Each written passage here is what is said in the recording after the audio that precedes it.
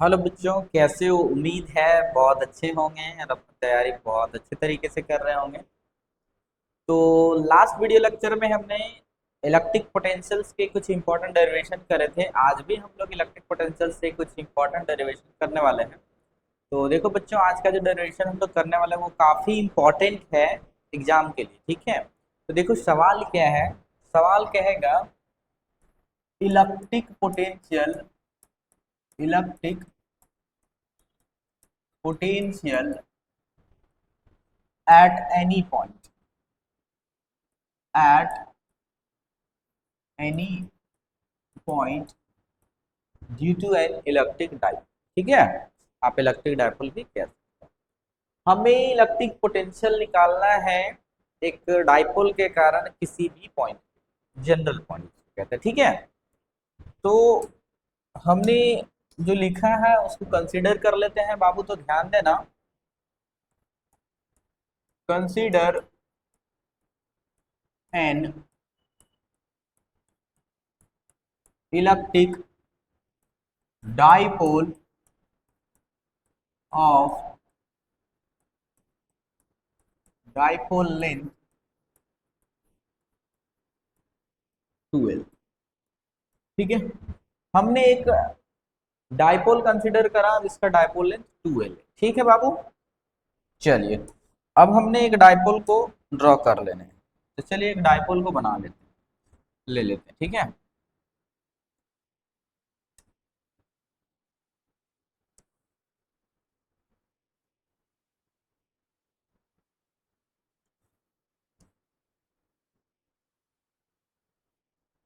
एक डायपोल हमने ले लिया। ठीक, अब आपको पता है अब आपको पता है कि डायपोल लेंथ जो ओरिजिनेट होता है वो माइनस क्यूब से प्लस क्यूब की ओर होता है। ठीक है, कर लिया। अब इसके बीच में हम कह देते हैं सेंटर है इसका O, और इसका क्योंकि डायपोल लेंथ 2L लिए हैं तो इसका मतलब टोटल लेंथ इसका हो गया 2L। क्लियर है बच्चों? ठीक है, अब ध्यान दो, ये हो गया डायपोल का एक्सियल लाइन। ठीक है, एक्सिस जिसको कहते हैं। अगर सेंटर से कोई परपेंडिकुलर लाइन ड्रॉ करोगे तो वो हो गया इक्वेटोरियल। क्लियर है? अब ध्यान दो, जरा सा ध्यान ये रखना है कि आप यहां से अगर ड्रॉ कर दो तो इक्वेटोरियल हो जाएगा, है ना। और इसका डायपोल मोमेंट की अगर चर्चा करोगे आप, मतलब पी की बात करें, तो ये माइनस क्यूब से प्लस क्यूब की ओर जा रहा है। तो मतलब ये है कि जो भी जनरल पॉइंट हम लोग फाइंड करने हैं वो इधर करने हैं, ऑरिजिन से मतलब सेंटर से इधर। क्लियर है? तो हम ये कह लेते हैं कि एक पॉइंट पी है जिस पॉइंट पे हमें एक पॉइंट मान लेते हैं यहाँ पे पी है जिस पॉइंट से हमें पोटेंशियल निकालना, जिस पॉइंट पे हमें पोटेंशियल निकालना है जिसको कह देते हैं पी। और ये सेंटर से है, इसका एक पर्टिकुलर डिस्टेंस कह लेते हैं हम लोग, हमारे पास आर है। ठीक है बच्चों, अब देख, हाँ, जरा सा ध्यान देना बाबू कि ये माइनस से प्लस है। तो देखो जरा सा, अगर चार्ज माइनस से प्लस है इधर है तो पॉइंट जो जाएगा वो इधर जाएगा, है कि नहीं?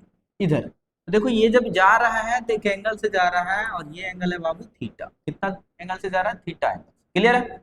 अच्छा, इसके कारण भी यहाँ पोटेंशियल निकालना है, इसके कारण भी पी पॉइंट पे पोटेंशियल निकालना है। तो उसके लिए हमें चाहिए डिस्टेंस। ठीक है, हमें क्या चाहिए? डिस्टेंस। तो उस डिस्टेंस को पाने के लिए हम लोग एक लाइन यहाँ से यहाँ मिला देते हैं, और एक लाइन हम लोग, एक लाइन, एक लाइन और हम लोग यहाँ से मिला देते हैं। ठीक है, अच्छा ध्यान दो, एक लाइन है हमारे पास यहाँ, एक लाइन और हम लोग यहाँ से मिला देते हैं। ठीक है, क्लियर है? मिला दिया हमने। अच्छा, इस वाले डिस्टेंस को कह लेते हैं R1 है, और इस वाले डिस्टेंस को कह देते हैं R2। क्लियर है बच्चों? ठीक है, क्लियर है। अच्छा, अब देखो जो हमने कंसिडर करा, मतलब जो हमने लिया है उसको लिख लेते हैं। जरा सा ध्यान देना, हम कहेंगे we have to calculate, we have to calculate electric potential, electric potential at point P, at point P due to N. अच्छा ऐसा करते हैं, लिख लेते हैं, हमने क्या लिखा, we have to calculate electric potential at point P at a distance, at a distance r from the center,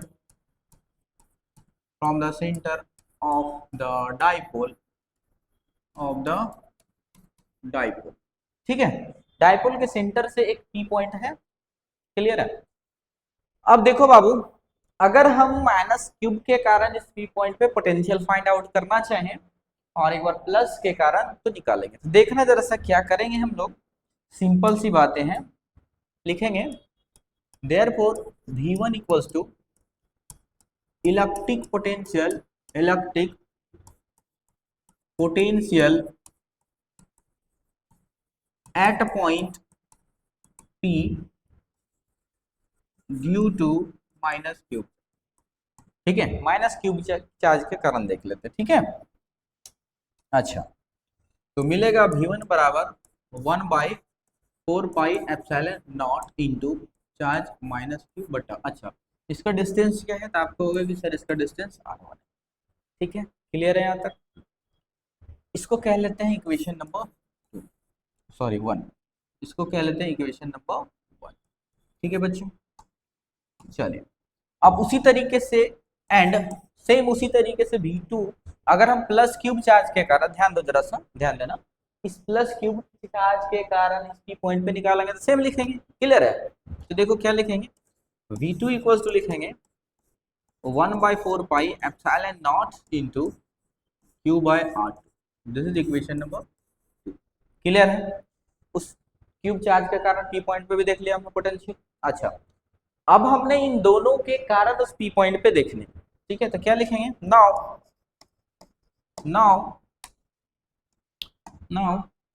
the net potential at point P due to the dipole, dipole के कारण नेट पोटेंशियल, तो कहोगे कि sir V1 equals to V equals to V1 plus V2, दोनों का value put करो आप, तो आपको एक नया रिजल्ट देखने को मिलेगा। V1 की वैल्यू ये है, तो 1/4πε0 plus into minus Q/R1 plus 1/4πε0 into Q/R2, clear है। अब यहाँ से जो चीजें कॉमन है उसको कॉमन कर लेते हैं, ठीक है, जो चीजें हमारा कॉमन है उसको कॉमन कर लेते हैं। देखो 1/4πε0 यहाँ भी है, 1/4πε0 यहाँ भी है, क्यूब यहाँ भी है, क्यूब वहाँ भी है, इन चीजों को कॉमन कर लेते हैं, ठीक है, इन चीजों को हम लोग कॉमन कर लेते हैं। तो जरा सा देखना, करते हैं कॉमन। तो जब आप कॉमन करोगे चीजों को तो आपको मिलेगा V इक्वल्स टू Q/4πε0, हमने कॉमन कर दिया। अब अंदर देखो, अंदर क्या चीजें हैं हमारे पास, ध्यान देना जरा सा, ये माइनस वाले को बाद में लिख रहे हैं, प्लस वाले को पहले लिख रहे हैं, मतलब कि 1/R1 को पहले लिखेंगे, 1/R2 को पहले लिखेंगे और -1/R बाद में लिखेंगे, क्लियर है। तो जरा सा क्या हो जाएगा, 1/R2 माइनस 1/R, क्लियर। इसको और थोड़ा सा सिंप्लीफाई करोगे तो आप पाओगे Q/4πε0 इंटू, यहाँ से दोनों का एलसीएम लोगे तो R2 R1 हो जाएगा, ठीक है। अच्छा, यहाँ पे क्या मिलेगा, तो आपको होगी सर R1 माइनस R2, ठीक है, एलसीएम लेने के बाद, ठीक है बच्चों। अच्छा ठीक, अब अगर आप चर्चा करोगे कि सर एक डाइपोल के कारण उस पी पॉइंट पे पोटेंशियल कितना होगा, तो ये इतना होगा, क्लियर है, ठीक है। अब हम ये कह रहे हैं, जरा सा ध्यान दो, हम ये कह रहे हैं कि ये जो डाइपोल है इसको थोड़ा सा शॉर्ट कर रहे हैं, क्या कर रहे हैं, थोड़ा सा शॉर्ट कर रहे हैं, ठीक है। तो जब डाइपोल को शॉर्ट करेंगे तो देखो जरा सा कि होगा क्या, ऐसा समझो कि डाइपोल को हम छोटा कर रहे हैं, मान लेते हैं एक पॉइंट यहाँ है, एक पॉइंट यहाँ है, ठीक है। अब इसके कारण इसके कारण इस पी पॉइंट पे हमें पोटेंशियल निकालना यहाँ पर।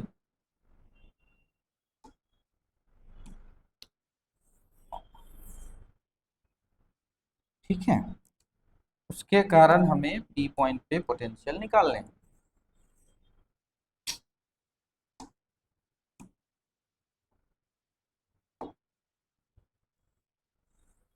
देखिए, इसके कारण हमें इस पी पॉइंट पे निकालना है potential। ठीक, ध्यान दो जरा सा, ये पॉइंट पी है। अच्छा, इस डाइपोल का जो सेंटर है बाबू, जो सेंटर है वो है यहाँ पे, ये पॉइंट सेंटर हो गया। इस सेंटर से भी वो जो आर वाले लेंथ थे, वो जो आर वाले लेंथ है वो क्या है, तो देखो ये वाली डिस्टेंस हो, क्लियर है, ये वाला हो गया। अब आप जरा सा गौर करो, ध्यान दो जरा सा, देखो इसको हमने कहा था कि सर ये R1 है, ये R2 था, और ये जो बीच वाला है वो था R, है ना, वो R, क्लियर है। तो अब आप जरा सा देखो, इस शॉर्ट शॉर्ट डाइपोल के कारण, ठीक है, ये अगर देखोगे कि R1 जो है वो R2 के लगभग बराबर है, मतलब बराबर ही है शॉर्ट में, ठीक है, छोटे में जब देखेंगे तो R1 और R2 दोनों बराबर है, ठीक है।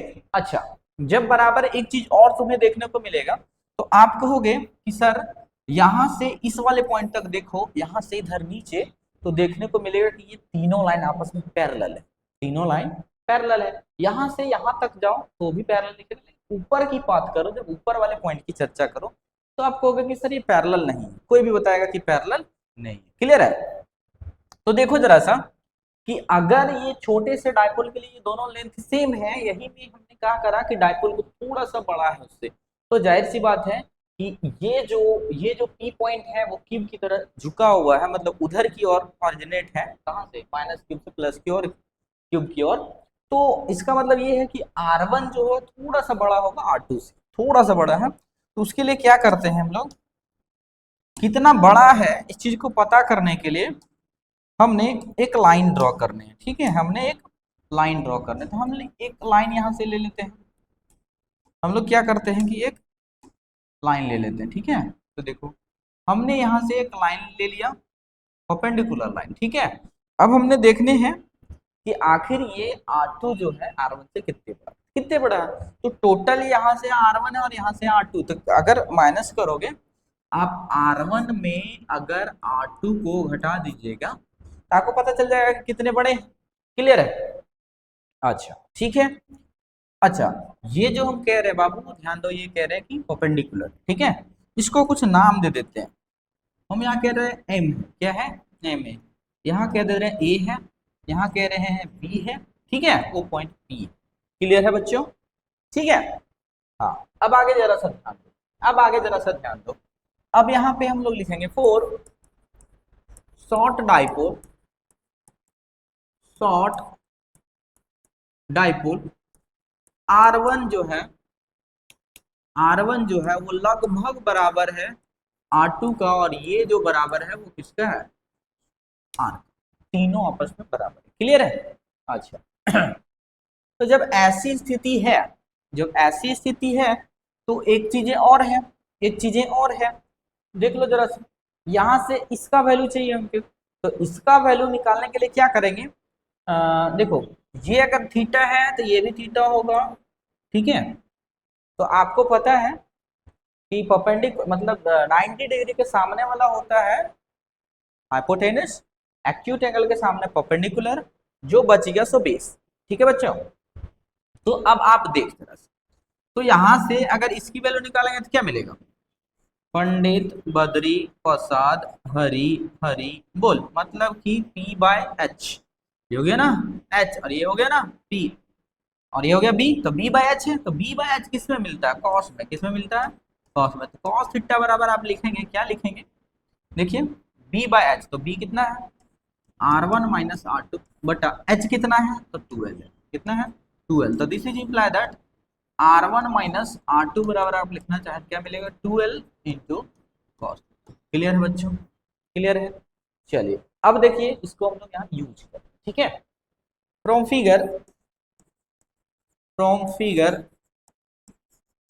इन right angle triangle, right angle triangle A B M, ठीक है, देख लो जरा सा, ए बी एम लिया, ए बी एम, ठीक। कॉस थीटा बराबर, कॉस थीटा बराबर R1 माइनस R2 बटा 12, this is imply that R1 minus R2 बराबर 12 cos थीटा, ठीक है, क्लियर है। ये जो डेरिवेशन करा रहे हैं काफी इंपॉर्टेंट है, आपके एग्जाम में पूछे जा सकते हैं, ठीक है।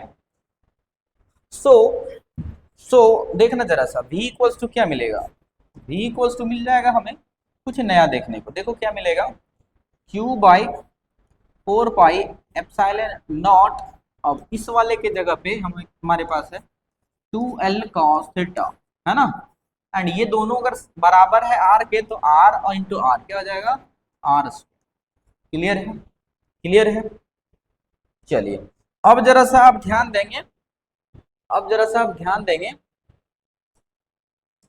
ठीक, देखो जरा सा v इक्वल टू हम लोग लिख सकते हैं यहां से, देखिए क्यूब इंटू 2l है, तो क्यूब इंटू 2l को क्या लिखेंगे, p लिख सकते हैं, तो मिलेगा 1/4 pi epsilon naught into p cos theta बटा r स्क्वायर, यहाँ पे लिखेंगे देयरफॉर p बराबर cube into 2l dipole moment, ठीक है। यही है रिक्वायर्ड एक्सप्रेशन हमारा, यही एक्सप्रेशन रिक्वायर्ड, ठीक है, क्लियर है बच्चों। आई होप आपको बहुत अच्छे तरीके से चीजें समझ में आई होगी, ठीक। अब यहाँ से थोड़ा सा चर्चा कर लेते हैं एक्सियल और इक्वेटोरियल, ठीक है, तो जरा सा ध्यान देना, अगर हम एक्सियल की बात करें, एक्सियल, तो एक्सियल में होता है बाबू थीटा इक्वल टू कितना, 0, क्लियर है, थीटा 0, तो भी क्या मिल जाएगा, तो देख लो, तो आप कहोगे 1/4 pi epsilon naught into cos theta के जगह 0 रखोगे तो कॉस 0 की वैल्यू 1 होता है, तो p बाय आर स्क्वायर, ठीक है, ये मिल गया। अच्छा अगर आप इक्वेटोरियल की चर्चा करोगे, इक्वेटोरियल, तो इक्वेटोरियल में थीटा इक्वल टू होता है 90 डिग्री, क्या होता है 90 डिग्री, क्योंकि डायपोल के जो सेंटर से अगर कोई परपेंडिकुलर लाइन ड्रॉ करते हो तो वही होता है हमारा इक्वेटोरियल, ठीक है। तो आप कहोगे v equal to 1/4 pi epsilon naught into p into cos 90 degree, और कॉस 90 का जो वैल्यू होता है वो होता है 0, यानी कि कंप्लीट ये वैल्यू मिलेगा 0, कंप्लीट वैल्यू मिलेगा 0, क्लियर है। तो यहां से हमने तीनों देख लिया, यहां से हमने तीनों देख लिया, ठीक है। आई होप बच्चों आपको इस छोटे से शॉर्ट वीडियो लेक्चर में बहुत ही ब्रीफ एक्सप्लेनेशन मिला होगा, और उम्मीद है आपको बहुत अच्छे तरीके से चीजें समझ में आए होंगे। अगर वीडियो आपको अच्छा लगता है तो बाबू एक छोटा सा काम करना है आपको, कि चैनल पे अगर नए हो तो चैनल को सब्सक्राइब करें, और वीडियो को लाइक और शेयर एंड सब्सक्राइब जरूर करें। चलिए मिलते हैं नेक्स्ट वीडियो में नेक्स्ट एक और ही इंपॉर्टेंट क्वेश्चन के साथ, तब तक के लिए ऑल द बेस्ट।